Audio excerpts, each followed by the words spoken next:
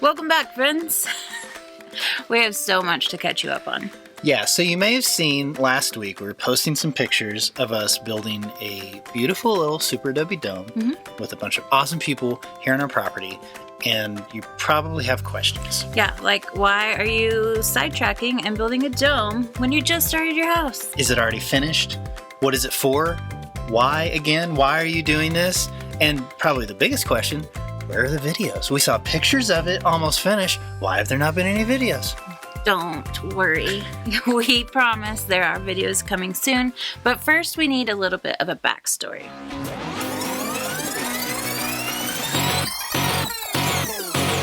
You see, we didn't even run the workshop. In fact, we've never even used Superadobe bags. True, but this guy, Mr. Hayden, is a Superadobe genius. He studied at Cal Earth and has spent the last 10 years running workshops and building amazing earthbag buildings all over Australia. So today we're going to share the full story of how we met Hayden, how he flew across the world to our tiny homestead, and why we're building this dome when we're in the middle of our house project.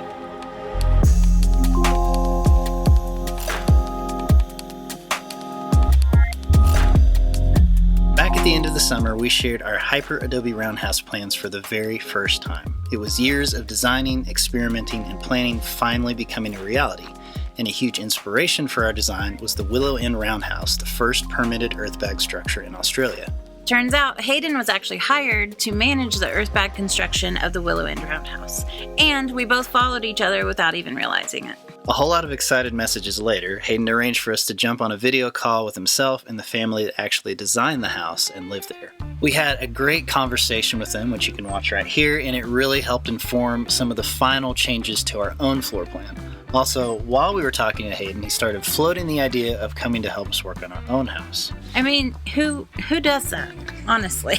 He was offering to fly across the world, stay with our family who he's never met, and help us build a house for like a month. So incredibly generous. Yeah. So we started to see if there was a way that we could return this huge favor. And the more that we talked, a Superadobe Dome workshop seemed like the perfect fit. We could help raise some money to cover his travel costs. And it turns out he was also planning a Superadobe video course that we could help him film. Seems like the perfect fit since we like to do video. Yes. And with that, the Superadobe Workshop was born. Now, it will be a small guest room, and we're going to explain a whole lot more later. And like we said, we have lots of videos coming for every single day of the workshop, but we still have a few things to get ready.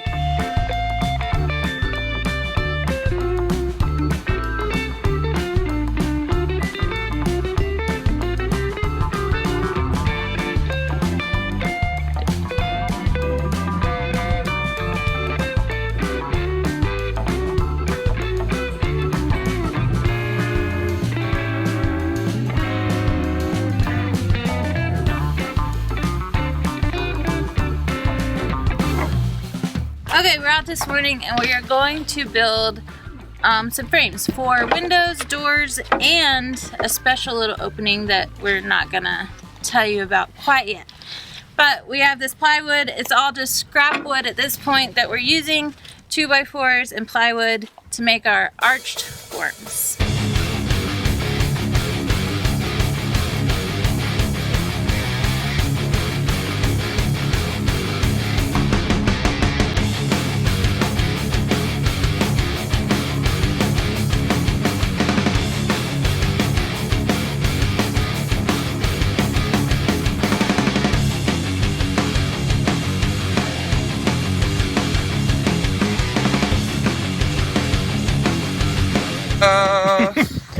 Looking good. After helping Hayden build our secret form, I headed up to our favorite reclaimed material shop, Originate Natural Building. They donated a door for us to put in this dome, and I have some pretty epic plans for this one.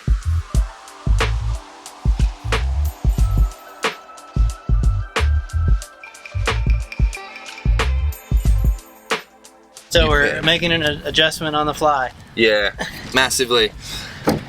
Ashley and I started putting these together this morning, and we've got a window bought from Lowe's, which is going to go in this bottom section, and then there'll be bottle bricks in the top, which is all good. But because we're such a small dome, we put it together and I just started looking at it a little bit funny, and my gut is saying we've got to trim a bit off. One side you can say, all right, I'm gonna make it oversized so that it's very easy to put the window in, and then but you can go too big and make it actually harder to lay bags, especially when it gets up high. So now I'm thinking more, we're just going to trim some off and just make sure we make it pretty accurate to what the window size is. So the window will slide in, but yeah, I was just a little bit uncomfortable with how big it was. Yeah, we don't have to like pack a bunch of stuff in the sides, and that'd be no good. Yeah, totally. And we're doing something called an eyebrow, which is up the top, and doing an eyebrow that high up a small dome is just going to hang out and look a little bit bulbous, so we don't want that. Okay.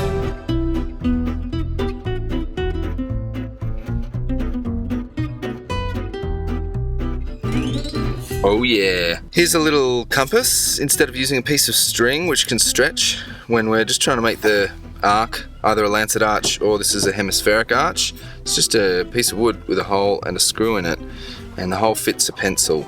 So you pop it down on your center mark, and you go like that.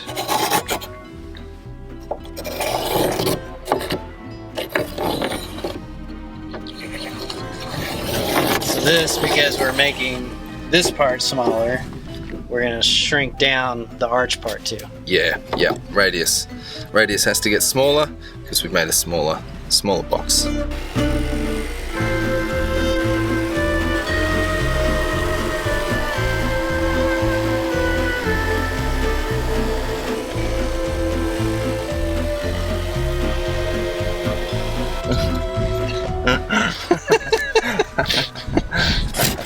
Very good. What does that mean? Is that a bad omen? Maybe.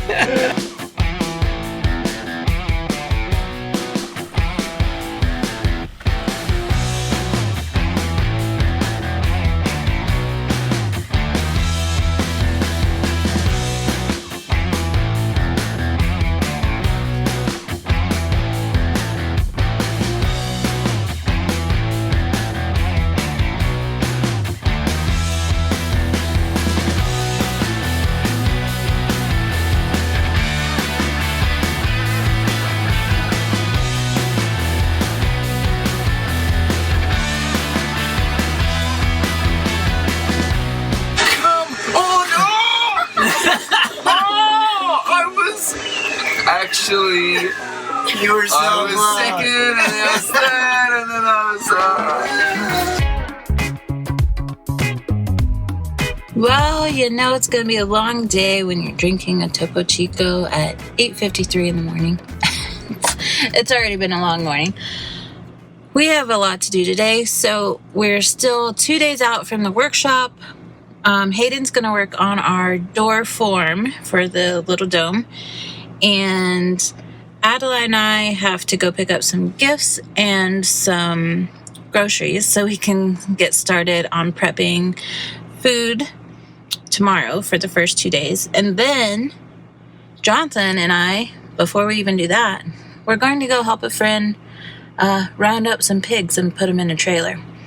Now, if it's anything like our pigs, this could take a while. But she needs help, so we're going to help her.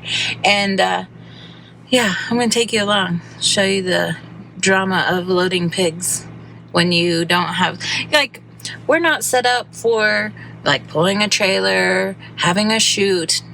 We don't have that out here. So this should be interesting.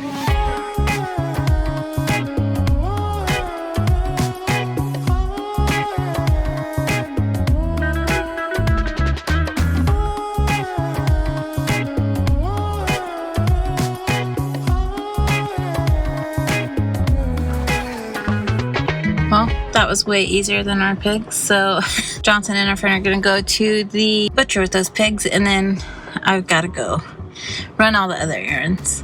Guys, if you don't know this about me, I freak out at a grocery store, which is why Jonathan has done grocery shopping for the last 3 years. I have panic attacks. I cry. It's really bad.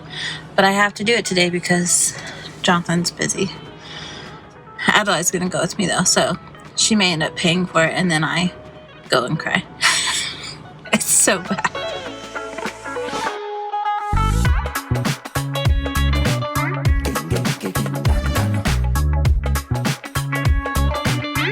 Making the smooth arch over the top of the window frames was a little tricky. We found some masonite board that we could bend, but the arch was so small we had to work really hard to get it all screwed in.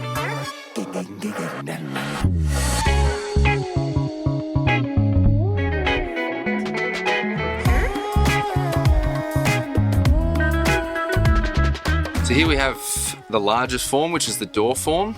So the technique that we're using throughout this whole dome for every opening is a timber-based form that's only put in there while the bags are being laid, and then they're pulled out completely, so there's nothing left.